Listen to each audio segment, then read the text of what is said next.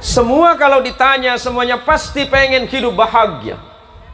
Tapi kadangkala dia lupa bagaimana cara berbahagia yang sebenarnya.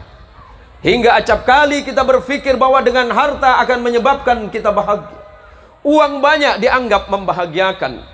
Harta berlimpah dianggap cara yang paling efektif untuk berbahagia. Padahal kekayaan yang sesungguhnya, kata Nabi, laisal ghina bikathratil arad, walakinnal ghina ghina'un nafs.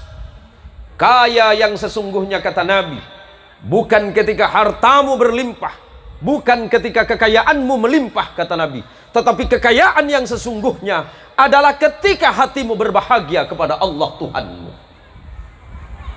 Banyak orang kaya, hartanya berlimpah, tabungan di mana-mana, pokok sawit banyak, tiap bulan tinggal kotek-kotek tangan dia dapat duit, tapi ternyata hidupnya tak bahagia.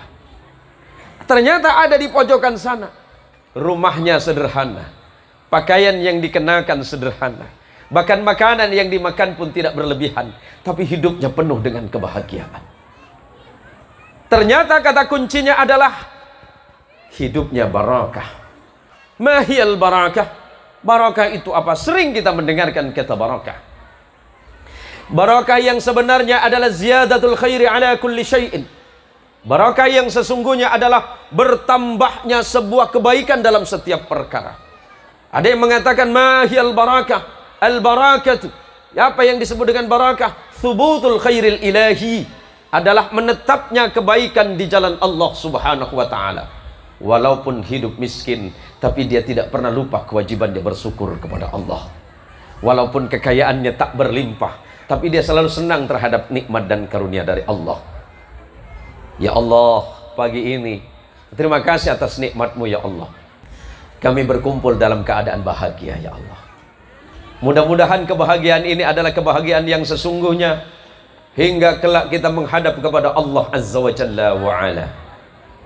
Alangkah nikmatnya ketika hidupnya selalu penuh dengan kebahagiaan. Dikasih ujian dia tidak bersedih, dikasih kesedihan dia tidak menangis karena kesedihan itu. Banyak orang yang menangis kepada Allah ketika dia dalam keadaan susah, tetapi kemudian dia lupa kepada Allah di saat dia sedang bahagia dan gembira. Banyak orang menjadi hamba Allah di saat miskin, tapi menjadi hamba harta di saat dia kaya.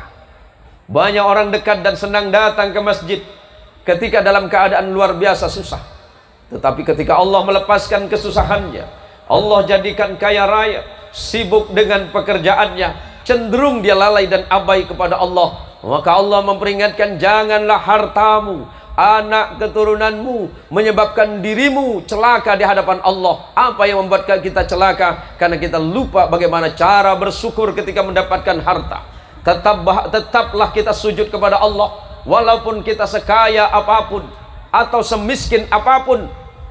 Jangan sampai kita lupa bagaimana cara bersujud kepada Allah Subhanahu wa ta'ala.